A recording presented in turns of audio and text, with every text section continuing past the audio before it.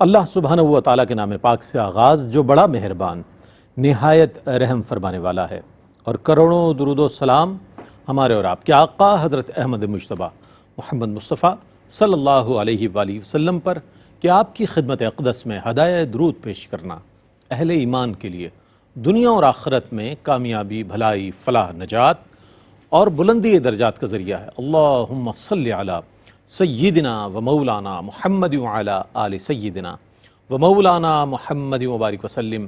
ناظرین محترم، السلام علیکم ورحمۃ اللہ وبرکاتہ۔ میں ہوں آپ کا میزبان محمد رئیس احمد۔ روشنی سب کے لیے، پیر منگل بدھ، یہ سلسلہ جاری ساری رہتا ہے، اور کیا ہی خوبصورت ایک انوائرمنٹ ہے اس وقت۔ اگر حرمین طیبین کی جانب آپ دیکھیں تو عازمین جو حج ہیں اور جو والہانہ انداز میں کشاں کشاں اس وقت مختلف ممالک سے ہوتے ہوئے حرمین طیبین حاضر ہو رہے ہیں، اور کیا ہی جذبات ہیں، اللہ اکبر، اور کیا ہی ان کی کیفیات ہیں۔ جب ہم دیکھتے ہیں تو رشک آتا ہے ان کے نصیب پر کہ اللہ نے کیا مقدر عطا فرمایا ہے کہ آج وہ اس مقام پر ہے کہ جہاں ہر مومن جانے کی خواہش رکھتا ہے۔ اور تاریخ حج اور حضرت سیدنا ابراہیم علیہ السلام، یہ ایک سیریز ہے پوری جس میں سوالات کے ذریعے ہم اس موضوع کو آگے بڑھا رہے ہیں، اور جیسے جیسے سوالات آگے بڑھ رہے ہیں موضوع جو ہے اپنے ارتقاء کی جانب جا رہا ہے۔ تو جب ہم بات کرتے ہیں حرم کعبہ کی، حرم نبوی صلی اللہ علیہ وآلہ وسلم کی، تو حرمین طیبین کہلاتے ہیں یہ، اور دونوں جگہ کی جو ہے اپنی اپنی خصوصیات ہیں، دونوں جگہ کے آداب ہیں حاضری کے، دونوں جگہ کی جگہوں کی عظمتیں ہیں، ان کی الگ الگ جو ہے تاثیر ہے، الگ انوار و تجلیات ہے۔ تو اس اعتبار سے بعض لوگ یہ کہتے ہوئے نظر آتے ہیں کہ جناب ہم کعبۃ اللہ میں ہمارا دل نہیں لگتا، جب مدینہ منورہ چلے جاتے ہیں تو ایسا ہو جاتا ہے کہ جیسے جناب ہمارے لیے حضور علیہ السلام کی جائے ولادت یعنی مکہ مکرمہ بھی ہمارے لیے بہت اس کے لیے ہمارے دل میں جگہ ہے، اور حضور کی آرام گاہ جو ہے مدینہ النبی صلی اللہ علیہ وآلہ وسلم، اس کی بھی بڑی عظمت اور منزلت ہے۔ دونوں جگہوں کی تعظیم اور احترام ہمارے دل میں ہونا چاہیے۔ اس حوالے سے انشاءاللہ آج بات کریں گے، تعظیم کے حوالے سے بھی، اس کے ادب کے حوالے سے بھی، حاضری کیسے ہو اس حوالے سے بھی۔ یقیناً آج کا پروگرام آپ کے لیے دیگر پروگرامز کی طرح بہت زیادہ آپ کے علم میں اضافے کا باعث بنے گا۔ ہمارے ساتھ موجود ہیں ممتاز و معروف عالم دین حضرت علامہ مفتی محمد سہیل رضا امجدی صاحب، جو ہمارے سوالات پر اپنے وقی مطالعے کی روشنی میں انشاءاللہ جوابات عنایت فرمائیں گے۔ السلام علیکم ورحمۃ اللہ وبرکاتہ۔ وعلیکم السلام ورحمۃ اللہ وبرکاتہ۔ اور میرے بائیں جانب تشریف فرما ممتاز و معروف عالم دین حضرت علامہ مفتی احسن نوید نیازی صاحب، جو کہ ہمارے سوالات کی انشاءاللہ جوابات عنایت فرمائیں گے اپنی وقی مطالعے کی روشنی میں۔ تشریف رکھتے ہیں، السلام علیکم ورحمۃ اللہ وبرکاتہ۔ وعلیکم السلام ورحمۃ اللہ وبرکاتہ۔ اچھا حضرت، ابتدا آپ ہی سے کرتے ہیں۔ شہر مکہ بلد الامین بھی کہا گیا اس قرآن میں، امن والا شہر کہا گیا، تو اس کی قسم کھائی گئی، کس طرح دیکھتے ہیں اس کی عظمت کو؟ میں چاہتا ہوں اپنے الفاظ میں، خوبصورت الفاظ میں ہمارے ناظرین کو اس کے بارے میں بتائیے۔ بسم اللہ الرحمن الرحیم، صلی اللہ علیہ وآلہ وصحبہ وبارک وسلم۔ دیکھیں، پہلی بات تو یہ ہے کہ جہاں تک مکہ مکرمہ کی بات ہے تو ان اول بیت، یہ روئے زمین پر سب سے پہلا گھر ہے کیا بات، جو اللہ تبارک و تعالیٰ نے لوگوں کی عبادت کے لیے بنایا ہے۔ سبحان اللہ۔ اور ہم پچھلے پروگرام میں یہ عرض کر چکے ہیں کہ اسے یوں سمجھ لیں کہ عرش اعلیٰ جو ہے اس سے تشبیہ ہے، سبحان اللہ، کہ وہاں کے گرد فرشتے طواف کرتے ہیں، اور میں کہنا چاہوں گا کہ یہاں فرشتے بھی طواف کرتے ہیں، اللہ تعالیٰ کے بندے بھی طواف کرتے بے ہیں۔ شک بے شک، ماشاء اللہ۔ ایسا ہی۔ اے خانہ کعبہ تو پناہ گاہ بشر ہے، تو عظمت اسلام ہے، تو اللہ کا گھر ہے، کیا کہنا ہے، تعمیر تیری کی ہے خلیل و زبین ہے، تو رحمت کونین کا منظور نظر ہے۔ کیا اچھا انتخاب کیا آپ تو نے۔ بات یہ ہے کہ یہاں پر جو اللہ تبارک و تعالیٰ نے قسم ارشاد فرمائی، لا اقسم بہذا البلد وانت حل بہذا البلد، کہ مجھے قسم ہے اس امن والے شہر کی۔ اب جس طرح یہ بتایا گیا کہ یہ شروع سے اللہ تعالیٰ کا گھر ہے، لیکن اللہ تبارک و تعالیٰ نے قرآن کریم کی ان آیات سے پہلے کسی دوسری آسمانی کتاب میں ہمیں نہیں ملتا کہ اللہ رب العالمین نے اس طرح قسم ارشاد فرمائی ہو۔ اچھا، اب کہنے والے یہ کہتے ہیں کہ جی قسم اس لیے ارشاد فرمائی کہ وہاں پر جو ہے وہ مقام ابراہیم ہے، اور حتیم کعبہ ہے، صفا مروہ کی جگہ ہے، مطاف ہے، حرم کعبہ ہے، اس لیے قسم ارشاد فرمائی۔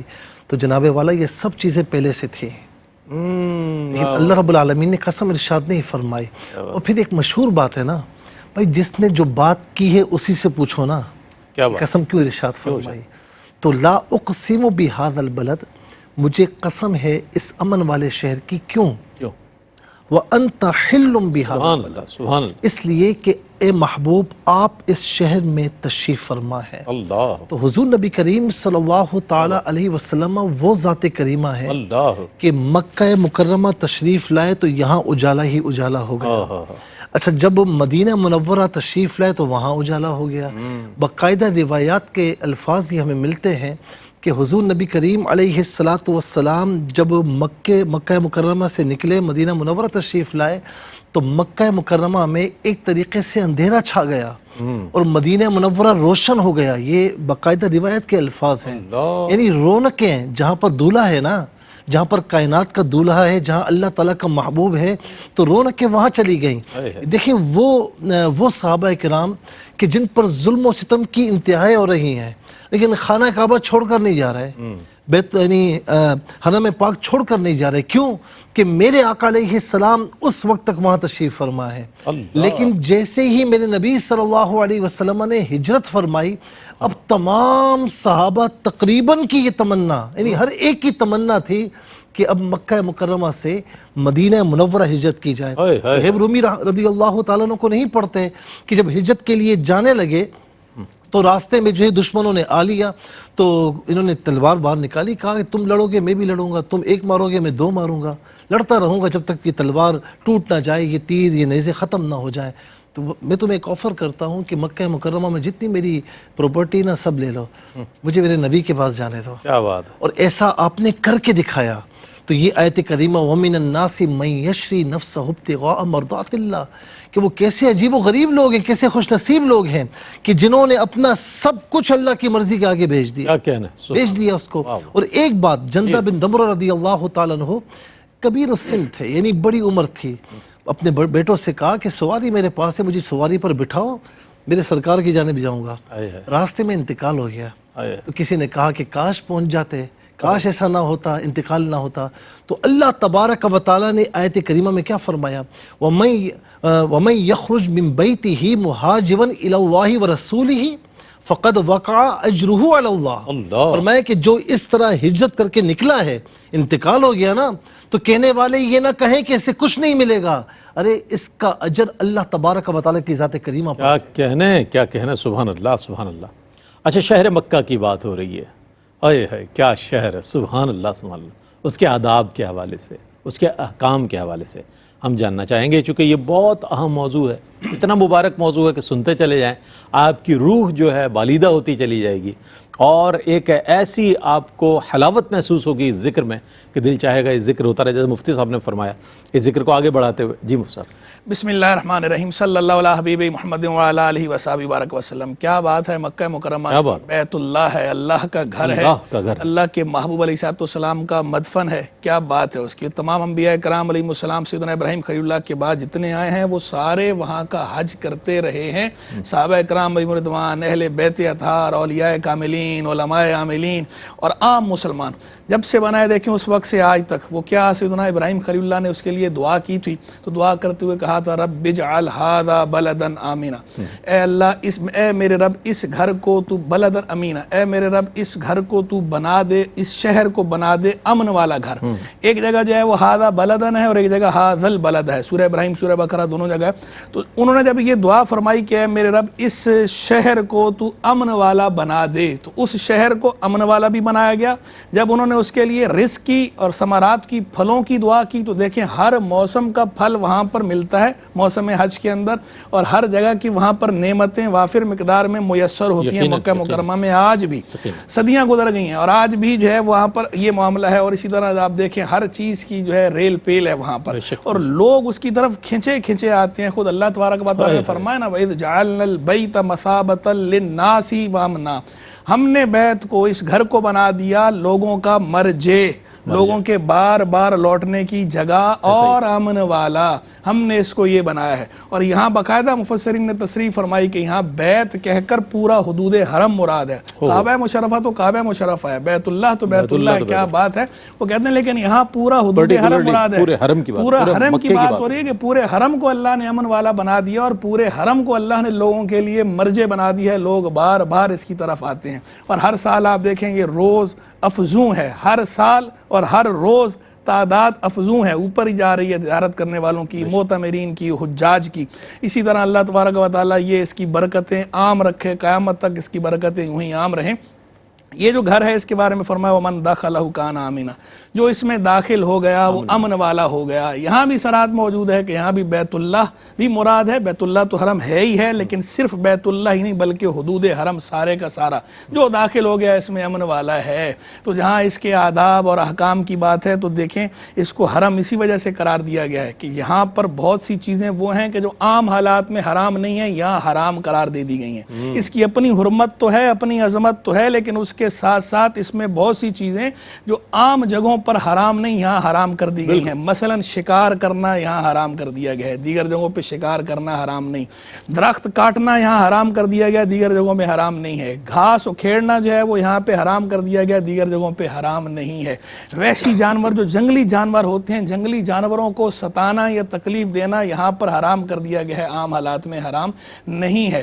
پھر اس کے ساتھ ساتھ آپ دیکھیں آداب یہاں کے کیا بیان ہوئے ہیں۔ امن کے اندر یہ بات بھی شامل ہے کہ کوئی اگر قتل کر کے بھی آ جائے تو حدود حرم میں اس پہ حد جاری نہیں کی جائے گی، حدود حرم میں اس سے قصاص نہیں لیا جائے گا۔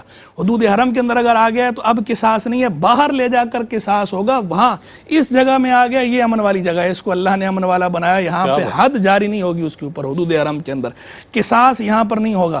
اور آپ دیکھیں کہ انسان تو انسان ہے، یہاں جانور کو بھی امن دے دیا گیا کہ شکار منع کر دیا گیا، شکار نہیں کر سکتے، جانور کو ستا نہیں سکتے، تو یہ جانوروں تک کے لیے امن کی جگہ ہے۔ تو انسان تو پھر انسان ہے، انسان تو اشرف المخلوقات ہیں۔ تو اب آداب کی جہاں تک بات ہے تو دیکھیں آپ اسی سے اندازہ لگا لیجئے کہ جب یہ امن والا گھر ہے، جب یہ بلد امین ہے، اور جب یہ اللہ تبارک و تعالیٰ نے یہاں پہ بہت سی چیزوں کو حرام قرار دیا ہے، وہ چیزیں حرام کر دی ہیں کہ جو عام جگہوں پہ حرام نہیں تھیں، تو جو ہر جگہ حرام ہیں ان کا یہاں پر ارتکاب کتنا شنیع اور کتنا کبھی ہوگا۔ تو سب سے بڑا ادب یہ ہے کہ وہاں گناہوں سے بچنا ہے، کہ جس اللہ کے حضور آپ حاضر ہوئے ہیں، خالق کے مالک کے حضور حاضر ہوئے ہیں، تو جب حاضر ہوں تو آپ کے اندر احساس ندامت ہونا چاہیے، شرمندہ ہونا چاہیے اپنے گناہ پر کہ جو مجھ سے گناہ ہو گئے اس کی معافی لینے کے لیے اللہ کی بارگاہ میں حاضر ہوا ہوں۔ تو وہاں پر بندہ گریہ و زاری کرے، اللہ رب العالمین کی بارگاہ میں جو مناجات ہیں ان کی لذت حاصل کرے۔ یہ نہیں کہ وہاں بھی بندہ گپ شپ میں لگا ہوا ہے، گوسپ کر رہا ہے، کھیل کود میں بندہ لگ گیا ہے، گپ شپ کر رہے ہیں، موبائل نکال لیے ہیں، بس سیلفیوں پہ سیلفیاں بن رہی ہیں، یا وہاں حرم کے اندر بیٹھ کے بھی لوگوں کے ساتھ گپیں لگا رہے ہیں۔ بعض تو معاذ اللہ ایسے بھی ہوتے ہیں کہ بے باک ہوتے ہیں، ان کی زبان کو آرام نہیں ہوتا، جیسے وہ عام روٹین میں گالیاں بک رہے ہوتے ہیں تو ویسی وہاں پہ بھی گفتگو کے اندر اس طرح گالی بک دیتے ہیں۔ اور بلکہ بعض اوقات تو یہ مناظر بھی آتے ہی رہتے ہیں کہ دیکھیں لوگ تاش نکال کے بیٹھ جاتے ہیں، بعض ایسے لوگ بھی ہیں کہ وہاں جناب ٹائم پاس کرنے کے لیے جو ہے وہ تاش کھیل لیں۔ اس طرح کی چیزوں کی بالکل اجازت نہیں ہے، یہ سب خرافات حرم کے اندر، حدود حرم میں یہ خرافات نہیں ہونی چاہیے، اور اسی طرح دیگر جگہوں پر بھی جو حج کے دیگر مشاعر ہیں وہاں پر بھی یہ خرافات نہیں ہونی چاہیے۔ آپ اللہ کے حضور حاضر ہوئے ہیں، عبادت کے لیے حاضر ہوئے ہیں، تو اپنا وقت زیادہ سے زیادہ عبادت میں گزاریں اور اللہ تبارک و تعالیٰ سے اپنے گناہوں کی معافی مانگیں، اور لوگوں سے بھی نہ الجھیں کہ وہاں پر کسی سے الجھنے کی ضرورت بھی نہیں ہے۔ جب جانوروں کو ستانے سے منع کر دیا گیا ہے کہ جنگلی جانوروں تک کو نہیں ستانا حدود حرم کے اندر، تو جو انسان ہیں، جو اشرف المخلوقات ہیں، اور سفر ہوتا ہے دیکھیں اس کے اندر بندے کو تکلیف بھی ہوتی ہے، تو اب وہاں پر برداشت کا میدہ پیدا کریں، صبر کریں۔ یہ نہیں کہ بات بات پہ آپ ساتھ والوں سے الجھ رہے ہیں یا وہاں کے مقامی لوگوں سے الجھ رہے ہیں۔ بعض اوقات موسم گرم ہوتا ہے، گرمی کی وجہ سے پھر لوگوں کا مزاج ہوتا ہے، بعض کی طبیعت جلالی ہوتی ہے، بہت زیادہ لوگ ہوتے ہیں، ہیٹ اپ بھی ہو جاتا ہے۔ اب آپ بندے کا موڈ کبھی کیسا ہوتا ہے کبھی کیسا ہوتا ہے، تو لڑیں نہیں وہاں کسی کے ساتھ، الجھیں نہیں، اپنے آپ کو کنٹرول کرنا سیکھیں، سیلف کنٹرول پیدا کریں۔ بہت اچھی بات ہے، اور انشاءاللہ اس پر مزید بات ہوگی۔ ایک وقفہ لیتے ہیں، وقفے کے بعد لوٹیں گے انشاءاللہ، ہمارے ساتھ رہیے۔ جی جناب، آپ کا خیر مقدم ہے، اور بہت ہی مبارک ذکر ہو رہا ہے، کعبۃ اللہ کا ذکر ہو رہا ہے، اس شہر انوار و تجلیات کا ذکر ہو رہا ہے کہ جہاں پر داخل ہو جائیں آپ بس، تو پھر وہاں کے آپ انوار و تجلیات میں خود کو گم محسوس کرتے ہیں۔ اللہ اکبر۔ اچھا، اس حوالے سے ہم مزید آگے بڑھیں گے اور یہ بھی جاننا چاہیں گے، مفتی صاحب نے بہت اچھے انداز میں دونوں صاحبان نے پہلے سیگمنٹ میں گفتگو فرمائی، جس طرح حضرت خلیل اللہ حضرت سیدنا ابراہیم علیہ السلام نے کعبۃ اللہ کے مکہ مکرمہ کے لیے دعا مانگی، اسی طرح میرے اور آپ کے کریم آقا صلی اللہ علیہ وآلہ وسلم نے مدینہ منور جو کہ یثرب کہلاتا تھا اس کے لیے دعا فرمائی۔ تو یہ دونوں چیزیں بڑا ایک حسن نظر آتا ہے اور امتزاج نظر آتا ہے دونوں شہروں کی فضیلت کے حوالے سے، کیا فرمائی گا اس حوالے سے؟ دیکھیے، جہاں مکہ مکرمہ کی بات ہے تو وہ ماشاءاللہ حرم پاک ہے، اور ابراہیم علیہ السلام نے اس کے لیے دعا فرمائی تھی، جس کا ذکر جو ہے وہ یعنی وَإِذْ قَالَ إِبْرَاهِيمُ رَبِّ اجْعَلْ هَذَا الْبَلَدَ آمِنًا، بلکہ باقاعدہ دعا بھی فرمائی۔ اچھا، اسی طریقے سے وہاں کے رزق کے لیے بھی دعا فرمائی، وہاں کے مد کے لیے بھی دعا فرمائی، جس طرح قبلہ مفتی صاحب نے بھی آیات کریمہ پڑھی۔ دوسری بات یہ ہے کہ مکہ مکرمہ میں ایک نیکی کا ثواب 1,00,000 نیکی کے برابر ہے، نیکیوں کے برابر ہے۔ تو بہت سے لوگ اس کو سمجھ نہیں پاتے ہیں، وہ کہتے ہیں کہ یار جان چھوٹی بھائی، 1 نیکی کرو 1,00,000 نیکی کا ثواب، اس کے بعد گالم گلوچ بھی کر رہے ہیں، فضول باتیں بھی کر رہے ہیں۔ بالکل اسی انداز میں، یعنی یہاں سے جب جاتے ہیں نا تو 3-4 دن تو ہیبت طاری رہتی ہے، 3-4 دن کے بعد وہ آہستہ آہستہ انہی باتوں کی طرف لوٹ آتے ہیں، دوست یار بیٹھے ہوئے ہیں اور بالکل ایک عامیانہ انداز میں بات چیت ہو رہی ہے، گالم گلوچ بھی ہو رہی ہے۔ تو یہ بات یاد رکھیں کہ 1 نیکی 1,00,000 نیکیوں کے برابر ہے، لیکن 1 گناہ بھی 1,00,000 گناہوں کے برابر ہے۔ تو اس کو ذرا توجہ سے سنیں اور یاد رکھیں اس بات کو کہ جہاں 1 گناہ کیا تو 1,00,000 گناہوں کا وبال بھی سر پر آئے گا، کیا برداشت کر سکتے ہیں؟ تو لہٰذا وہاں جا کر اگر آپ ان کاموں کے لیے جاتے ہیں نا، پھر بہتر یہ کہ نہ جائیں، ہاں آپ کو لینے کے دینے نہ پڑ جائیں، اور اگر اللہ تعالیٰ کی رضا کو حاصل کرنے کے لیے جاتے ہیں تو جتنا چاہیں جائیں آپ، لیکن وہاں کے تقدس کو برقرار رکھیں۔ دوسری بات، حضور نبی کریم صلی اللہ تعالیٰ علیہ وسلم نے ایک دعا یہ فرمائی کہ اللہم حبب الینا المدینہ کحبنا مکہ او اشد۔ اچھا، فرمایا کہ اے اللہ تو ہمیں مدینے سے محبت عطا فرما جیسے تو نے، کیونکہ محبت تو ساری اللہ رب العالمین نے عطا فرمائی نا، اور رسول کی بات اللہ تعالیٰ کی بات ہے، ان کا فرمان اللہ تعالیٰ کا فرمان ہے۔ تو فرمایا کہ اے اللہ تو ہمیں مدینے سے محبت عطا فرما جیسی محبت تو نے ہمیں مکے سے عطا فرمائی تھی، بلکہ اس سے بھی زیادہ تو ہمیں مدینے سے محبت عطا فرما، اس سے بھی زیادہ مدینے سے محبت عطا فرما۔ یہ ایک علیحدہ بات ہے کہ مکے سے جب نکل رہے ہیں تو آقا فرماتے ہیں میں تجھے کبھی نہ چھوڑتا اگر یہ قوم مجھے نہ نکالتی۔ جی جی، لیکن جب مدینہ منورہ، جس طرح میں نے پہلے روایت سنائی کہ مدینے میں روشنی پھیل گئی، اور پھر آپ یہ دیکھیں کہ یثرب تھا، بیماریوں کی آماجگاہ تھی، لیکن میرے آقا علیہ السلام کے قدمین شریفین کی برکت سے شفاؤں کا مرکز بن گیا۔ نہ ہو آرام جس بیمار کو سارے زمانے سے، اٹھا لے آئے تھوڑی سی خاک ان کے آستانے سے۔ ایسا ہی ہے، اور یہ بھی کہا جاتا ہے نا کہ خدا کی مرضی، خدا کی حکمت خدا ہی جانے۔ سروں کا کعبہ حرم میں دیکھا، دلوں کا کعبہ، دلوں کا کعبہ تیری گلی میں۔ دل جہاں جھکتے ہیں وہاں بھی جھکتے ہیں، یہاں بھی جھکتے ہیں۔ اچھا، یہاں پر اس بات کی بھی وضاحت ہو جائے، جو کہتے ہیں یار ہم تو سیدھا مدینہ جاتے ہیں اور بعض اوقات وہیں سے لوٹ آتے ہیں، ٹھیک ہے نا، کچھ لوگ مکہ جاتے ہیں اور مدینہ نہیں جاتے۔ یاد رکھیں کہ جو مکہ جائے، عمرے کے لیے جا رہا ہے، حج کے لیے جا رہا ہے، مکہ جا رہا ہے، مدینہ شریف نہیں جا رہا، تو اسے اپنے ایمان کو ٹٹولنا چاہیے کہ ایمان کہاں ہے۔ اور کوئی اگر مکہ نہیں جا رہا، مدینہ جا رہا ہے، تو اسی بھی اپنی ایمان کو تلاش کرنا چاہیے۔ یہ بھی حرم پاک ہے اور یہ بھی حرم پاک ہے، ٹھیک ہے نا۔ اور حضور نبی کریم صلی اللہ تعالیٰ علیہ وسلم کا ایک جائے پیدائش ہے اور ایک جائے مدفن ہے، تو ہمیں دونوں کی قدر کرنی ہے، دونوں سے محبت ایمان کا تقاضا ہے، تو یہ افراط و تفریط کا ہمیں شکار نہیں بننا چاہیے۔ دوسری روایت جو حضور نبی کریم علیہ السلام نے فرمایا کہ اے اللہ، یہ 2 پہاڑیوں کے درمیان، لا بتین کے الفاظ ہے، 2 پہاڑیوں کے درمیان جو شہر مدینہ ہے، اس کے مد میں یعنی اس کے ناب میں بھی برکت عطا فرما، اس کے ناب میں بھی برکت عطا فرما۔ اور پھر یہ فرمانا کہ ایمان اس طرح مدینہ منورہ میں لوٹ کر آئے گا جیسے سانپ اپنے سوراخ میں بل میں لوٹ کر جاتا ہے۔ جی، اور یہ بھی فرمایا نا کہ من استطاع ان یموت فی المدینہ یا بالمدینہ، جس کو اس بات کی طاقت ہو کہ مدینے میں مرے، اسے چاہیے کہ وہ مدینے میں مرے۔ کیا بات ہے! فرمایا کہ اس لیے کہ میں روز قیامت اس کا شفیع بنوں گا. اور مدینہ منورہ میں جس نے ایک نماز پڑھی، ایک نیکی کی، اللہ تعالیٰ اسے 50,000 نیکیوں کا ثواب عطا فرماتا ہے. تو میں یہاں پر یہ کہنا چاہوں گا کہ مکہ مکرمہ اس کی بھی فضیلت ہے، مدینہ منورہ اس کی بھی فضیلت ہے، اور ان باتوں میں، ان ابحاث میں نہیں پڑھنا چاہیے کہ جی یہ افضل یا یہ افضل، دونوں افضل ہیں. لیکن یہ بات بالکل یعنی یوں سمجھ لیں کہ سب نے اس بات کو مانا ہے کہ میرے آقا علیہ السلام کا وجود اقدس جس زمین کے حصے کے ساتھ مس ہے نا، وہ کائنات کے عرشے سے زیادہ افضل ہے. جہاں میرے نبی کا آستاں ہے، جہاں میرے نبی کا آستاں ہے، زمین کا اتنا ٹکڑا آسماں ہے، شاعر نے کہا تھا. اور وہ شمع حرم، پروفیسر اقبال عظیم کہتے ہیں، وہ شمع حرم جس سے منور ہے مدینہ، کعبے کی قسم رونق کعبہ بھی وہی ہے. کعبے کی قسم رونق کعبہ بھی وہی ہے. مدینہ النبی صلی اللہ علیہ وآلہ وسلم، مدینہ طیبہ میں حاضری کی اہمیت اور شرعی تقاضے، اس کی شرعی حیثیت میں چاہوں گا اس پر کچھ ارشاد فرمائیں. رئیس بھائی، وہ مدینہ جو کونین کا تاج ہے، جس کا دیدار مومن کی معراج ہے، زندگی میں خدا ہر مسلمان کو وہ مدینہ دکھا دے تو کیا بات ہے.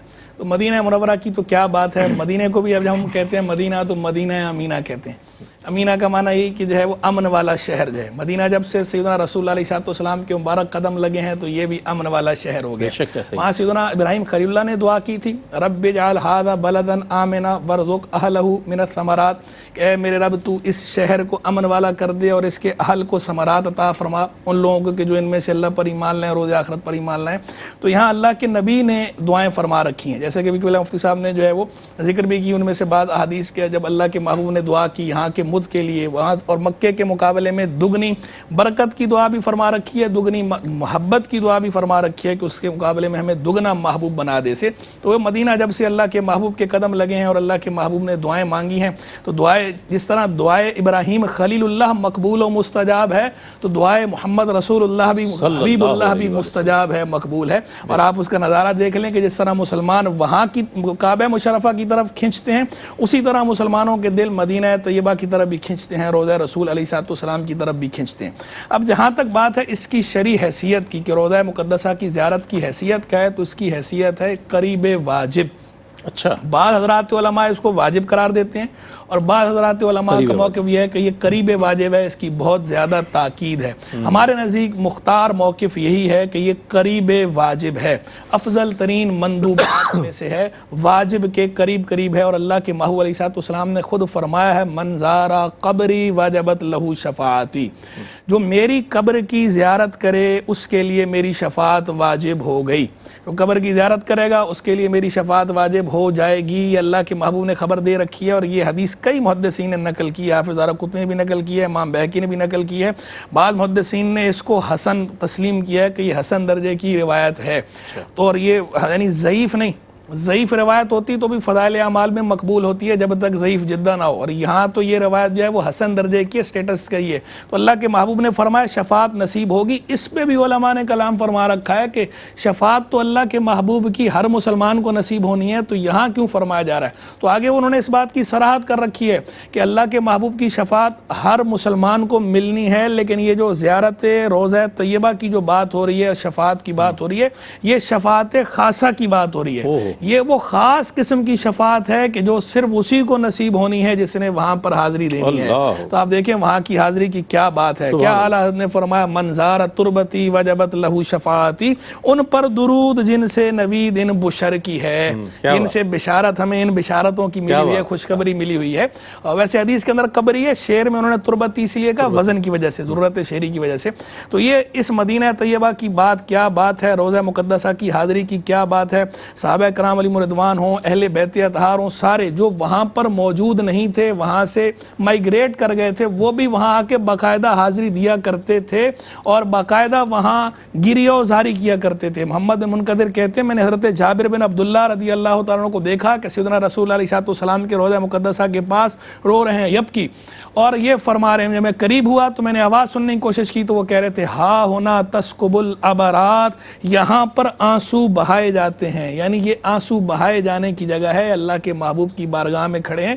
کہاں کھڑے ہیں آپ یہ غور کریں کہ محبوب خدا کے آستانے پہ آپ کھڑے ہوئے ہیں, تو وہاں اللہ کے محبوب کی بارگاہ کے ادب کو بھی ملوز رکھیں اور ان کے وسیلے سے اللہ کی بارگاہ میں دعا مانگیں اور یہاں بھی شفاعت کی التجا کریں. اللہ تبارک و تعالی ہم سب کو اپنے دیار کی اور اپنے محبوب کے پاک دیار کی بار بار بخیر و عافیت بادب باذوق حاضری کی سعادت دے اور سیدنا رسول اللہ علیہ السلام کی شفاعت خاصہ نصیب فرمائے. کیا کہنے, سبحان اللہ, شہر رسول صلی اللہ علیہ وآلہ وسلم اور روضۃ النبی صلی اللہ علیہ وآلہ وسلم پر حاضری کی اہمیت اور اس کی شرعی حیثیت کے حوالے سے بات ہو رہی تھی. آج کا جو موضوع ہے اس پر یہ جو سوال ہے یہ بہت اہم ہے. اس میں بڑی بے احتیاطیاں نظر آتی ہیں. لوگ فرط شوق میں, فرط محبت میں, محبت ہی کہیں گے اسے, کہ وہاں پر جا کر اس طرح کے امور انجام دیے جاتے ہیں کہ اس کو باقاعدہ کیپچر کیا جاتا ہے, سوشل میڈیا پر باقاعدہ طور پر اپلوڈ کیا جاتا ہے. لوگ دیکھتے ہیں تو لوگوں کو اس بات کا وہ ہوتا ہے کہ جناب آپ حضور کی بارگاہ میں کھڑے اور یہ طریقہ کار اپنائے ہوئے ہیں, تو آداب بارگاہ رسالت تو قرآن بتا رہا ہے ہمیں, اور ہمارا جانے کے بعد یہ عمل ہے وہاں پر کہ ہمیں خود یہاں رونگٹے کھڑے ہو جاتے ہیں کہ اس انداز میں لوگ حاضری دے رہے ہیں. میں اپنے انداز, بہرحال حضور علیہ السلام کی بارگاہ میں حاضری کے آداب کے حوالے سے بھی ہم جاننا چاہیں گے مفتی صاحب سے, اور شرعی طریقہ جو ہے اس کا وہ کیا ہے. مفتی صاحب, شرعی طریقہ معلوم ہو جائے گا تو اس میں تمام آداب جو ہیں پیش نظر رہیں گے, فرمائیے. اچھا, ایک تو یہ ہے کہ مدینہ منورہ کو بھی میرے نبی صلی اللہ تعالی علیہ وسلم نے اس کی حرمت کو بیان فرمایا بے شک کہ میں ان دو لابتین, دو پہاڑیوں کے درمیان اس شہر کو حرام, اس کی حرمت قرار دیتا ہوں, حرام قرار دیتا ہوں. یعنی جس طرح مسجد حرام ہے اس طرح اس کو بھی حرام قرار دیا, حرمت والا قرار دیا. دوسرا, جہاں تک کی بات کہ حاضری, سب سے پہلی بات تو یہ کروں گا یا تو سیلفیز لے لیں, یا خانہ کعبہ کا طواف کر لیں, عبادتیں کر لیں, یا آپ سیلفیز لیتے رہیں, فوٹوز کھنچواتے رہیں, یا پھر حضور نبی کریم علیہ السلام کی بارگاہ میں باادب حاضری دے دیں. یہ دونوں کام ایک ساتھ نہیں ہو سکتے. دوسری بات یہ ہے کہ یا ایھا الذین آمنوا لا ترفعوا اصواتکم فوق صوت النبی, اے ایمان والو اپنی آوازوں کو ان کی آواز سے اونچا نہ کرنا. یہ حکم آج بھی ہے. کوئی وہاں پر کھڑے ہو کر زور سے درود پاک پڑھتا ہے, بہت زیادہ بلند آواز میں, یا نعرے بازیاں کرتا ہے, تو اگرچہ وہ نعرے حضور نبی کریم علیہ السلام کے نام اقدس کی کیوں نہ ہو, تو ذرا وہ سوچے کہ قرآن کا حکم کیا ہے اور میں کیا کر رہا ہوں. پھر اس کے ساتھ وہاں پر روضہ رسول کے پاس جا کر کسی کو ویڈیو کال کرنا, اور اس کے بعد وہاں سے وہ بھی سلام پیش کر رہا ہے, وہ بھی بلند آواز سے کر رہا ہے, اس کو بات سمجھ نہیں آ رہی, آپ اونچی آواز میں بات کر رہے ہو. ذرا سا ہوش کرو. کہتے ہیں نا, او پائے ادب ہوش میں آ, یہ کوئے نبی ہے. نظروں سے بھی تو یہاں چلنا بے ادبی ہے. تو ذرا سوچ تو صحیح, تو کہاں پر کھڑا ہے. آپ بھی آواز اونچی کر رہے ہو, وہ بھی آواز اونچی کر رہا ہے, اوروں کی حاضریاں ڈسٹرب ہو رہی ہیں, آپ کہاں پر کھڑے ہو, کیا کر رہے ہو. تو ذرا سا ہمیں یہاں پر ادب و احترام دونوں مقامات پر بجا لانا چاہیے. حضور نبی کریم صلی اللہ تعالی علیہ وسلم کی بارگاہ میں جا کر بعض اوقات میں نے دیکھا کہ لوگ جالی مبارک کے اندر دیکھ رہے ہوتے ہیں. علامہ یوسف نبہانی رحمۃ اللہ تعالی علیہ بار بیٹھ کر چلے جاتے تھے. مجدد ہیں وہ, اعلی حضرت کے دور کے ہیں. کسی نے پوچھا حضور حاضری کیوں نہیں دیتے؟ کہا کتے کا کام باہر چوکھٹ پہ ہوتا ہے, اندر نہیں ہوتا. اللہ اکبر. عشق والوں کی بات, یعنی میں نے بڑے بڑے عشق والوں کو دیکھا کہ وہ نظر اٹھا کر نہیں دیکھتے, نہیں دیکھا, کیونکہ یہ بارگاہ ایسی ہے, یہ بارگاہ ایسی ہے. اچھا, اب جہاں پر حاضری کا تعلق ہے, یہ بھی لوگ پوچھتے ہیں کہ بھئی کتنی حاضری دی جائے, کتنی مرتبہ حاضری دی جائے. میں کہتا ہوں جتنا آپ کا عشق آواز دیتا ہے اتنی حاضری دیں. اچھا مفتی صاحب, بہت خوبصورت بات کر رہے ہیں. حضور کے بارگاہ کے آداب اور حاضری کا جب موضوع ہے نا, خدا کی قسم دل نہیں چاہتا کہ وہ موضوع کہیں منقطع ہو. اس کو کنٹینیو کریں گے انشاءاللہ. ایک مختصر وقفے کے بعد لوٹتے ہیں, ہمارے ساتھ رہیے گا, اسی کو مفتی صاحب کنٹینیو کریں گے. جی ناظرین, آپ کا خیر مقدم ہے. آج کے اس مبارک موضوع پر بات ہو رہی ہے, اور حرمین طیبین کی جو حاضری ہے اس کے آداب ڈسکس ہوئے ابتدا میں مکہ مکرمہ کی, اور اب مدینہ منورہ کی جو حاضری ہے اس کے آداب اور اس کی شرعی حیثیت کے حوالے سے مفتی صاحب نے بہت خوبصورت بات ارشاد فرمائی کہ وہاں جا کر سیلفیاں نہ لیں, نعرے نہ لگائیں. یہ حضور کی بارگاہ ہے جہاں صحابہ کے لیے آیت نازل ہو رہی ہے, تو پھر ہم کیا اور ہماری حیثیت کیا ہے کہ وہاں کتنے آداب ہمیں پیش نظر رکھنے چاہیے؟ مفتی صاحب اپنے جواب کو میں چاہتا ہوں مکمل فرمائیں۔ جی، اور کبھی کوئی آپ کو وہاں پر شرطوں میں سے متوع میں سے کوئی ڈانٹ بھی دے تو اس کا بھی جواب نہ دے، سرکار کی بارگاہ ہے، وہ دیکھ رہے ہیں، وہ ملاحظہ فرما رہے ہیں اللہ تعالیٰ کی عطا سے، بے شک۔ تو وہاں پر ایک ہی چیز دیکھی جاتی ہے۔ اچھا، اب جب آپ مدینہ شریف پہنچتے ہیں نا تو کچھ لوگ یہ پوچھتے ہیں کہ بھئی فوری حاضری دیں یا تھوڑا آرام کر لیں۔ میرا ذاتی مشورہ یہ ہوتا ہے کہ تھوڑا آرام کریں اور تیار ہو کر اچھے کپڑے پہن کر سرکار کی بارگاہ میں حاضری دیں۔ سبحان۔ کچھ لوگ کہتے ہیں کہ جی بالکل ایک فقیرانہ انداز میں جانا چاہیے، کچھ لوگ کہتے ہیں تیار ہو کر آنا چاہیے۔ تو ایک بادشاہ فقیرانہ انداز میں گیا تھا، ایک بادشاہ جو ہے نا اپنے پورے پروٹوکول کے ساتھ گیا۔ تو اب اس سے پوچھا کہ بھائی تو فقیرانہ انداز میں کیوں گیا؟ کہا کہ بھائی یہاں پر تو بادشاہ بھی فقیر ہے، اور جو پورے پروٹوکول کے ساتھ گیا تھا تو اس نے کہا کہ جس نے دیا ہے اس کو نعمتیں دکھانے کے نعمت کے طور پہ تو اب نیتوں پر ڈیپینڈ کرتا ہے، ٹھیک ہے نا۔ اچھا، سب سے پہلے یہ کہ تیار ہو کر اچھے سے غسل کر کے پاکیزہ ایک ماحول بنا کر باب السلام سے جب آپ کی انٹری ہوتی ہے نا تو مسجد میں انٹر ہونے کی دعا پڑھ لیں، اللہم افتح لی ابواب رحمتک۔ مکروہ وقت نہ ہو تو آپ یہاں پر جو ہے وہ تحیۃ المسجد بھی پڑھ لیں، اور اس کے بعد باب السلام سے انٹری ہوگی۔ آپ کو ادھر ادھر نہیں دیکھنا، درود پاک پڑھتے ہوئے خاموشی کے ساتھ حضور نبی کریم علیہ السلام کی بارگاہ کی طرف۔ جی، وہ کہتے ہیں نا کہ اپنی نظروں کو عقیدت سے بچھائی رکھنا، نہیں کیا خبر آج ہی دیدار کا ارمان نکلے، اپنی نظروں کو عقیدت سے بچھائے رکھنا، جھکائے رکھنا۔ تو بالکل اپنی نظروں کو جھکا کر رکھیں، یہ اوپر ٹیوب لائٹ دیکھنے کی، روشنی دیکھنے کی کوئی ضرورت نہیں ہے۔ اور جب حضور نبی کریم علیہ السلام کی بارگاہ معجز شریف سب سے پہلے آئے گا تو وہاں پر کھڑے ہو کر حضور نبی کریم علیہ السلام کی بارگاہ میں تمام علماء نے لکھا کہ ہاتھ ایسے باندھو ایسے باندھو جیسے تم نماز میں ہاتھ باندھتے ہو۔ اور حضور نبی کریم علیہ السلام اپنے مزار پر انوار میں تشریف فرما ہے اور مثل حیات ظاہری آپ کو ملاحظہ فرما رہے ہیں اللہ کی عطا سے۔ تو وہاں پر کھڑے ہو کر آپ صلاۃ والسلام پیش کریں۔ پھر اس کے بعد ایک روایت میں یہ بھی آیا کہ جو یہاں پر کھڑے ہو کر ان اللہ و ملائکتہ یصلون علی النبی یا ایھا الذین آمنوا صلوا علیہ وسلموا تسلیما، یہ پڑھنے کے بعد 70 مرتبہ صلی اللہ علیہ یا محمد یہ پڑھ لے، اللہ رب العالمین کا ایک فرشتہ وہاں پر موجود ہوتا ہے، وہ کہتا ہے مانگ، تو جو مانگے گا تجھے عطا کیا جائے گا۔ پھر جتنا سرکار چاہیں گے آپ کو وہاں پر کھڑے رکھیں گے۔ جب اجازت ملے تو سیدنا صدیق اکبر رضی اللہ تعالیٰ عنہ کی بارگاہ ساتھ میں ہے، وہاں پر سلام پیش کریں۔ پھر اس کے بعد سیدنا فاروق اعظم رضی اللہ تعالیٰ عنہ کی بارگاہ میں سلام پیش کریں، اور پھر اس کے بعد جب رخصتی ہو تو رخصتی چاہے نہیں، سرکار کی بارگاہ سے خود ہی رخصتی ملے گی آپ کو۔ پھر جب وہاں سے جانے کا آرڈر ملے تو نکل آئے، اور جب بھی آپ کا عشق اجازت دے حاضری دیتے رہے۔ کیا کہنے۔ اب آخری سوال ہے اور بہت مختصر وقت رہ گیا، میں مفتی صاحب سے جاننا چاہوں گا کہ مدینہ طیبہ کے مقدس جو زیارات ہیں، مقامات ہیں، اس پر کچھ روشنی۔ سب سے پہلی بات تو زیارت یہ اللہ تبارک و تعالیٰ نے قرآن مجید فرقان حمید برہان رشید میں فرمایا وَلَوْ أَنَّهُمْ إِذْ ظَلَمُوا أَنفُسَهُمْ جَاءُوكَ فَاسْتَغْفِرُوا اللَّهَ وَاسْتَغْفَرَ لَهُمُ الرَّسُولُ لَوَجَدُوا اللَّهَ تَوَّابًا رَحِيمًا۔ اور محبوب یہ اپنی جانوں پر ظلم کر بیٹھیں تو تیری بارگاہ میں حاضر ہوں، تیرے حضور حاضر ہوں اور اللہ سے معافی مانگیں اور رسول بھی ان کے لیے معافی مانگے، تو ضرور یہ اللہ کو بہت زیادہ توبہ قبول کرنے والا اور بے حد رحم فرمانے والا پائیں گے۔ تو یہ اس آیت کے بارے میں بھی باقاعدہ علماء کرام کی تصریحات ہیں کہ یہ حکم حضور جان عالم علیہ السلام کی ظاہری حیات طیبہ میں بھی تھا، اور آپ کے وصال کے بعد بھی یہی حکم ہے جاؤ کا، مجرم بلائے آئے ہیں جاؤ کا ہے گواہ، پھر رد ہو کبھی یہ شان کریموں کے در کی ہے۔ تو سب سے بڑی زیارت تو خود یہی سیدنا رسول اللہ علیہ السلام کا جو دربار گوہر بار ہے، یہ سب سے بڑی زیارت ہے۔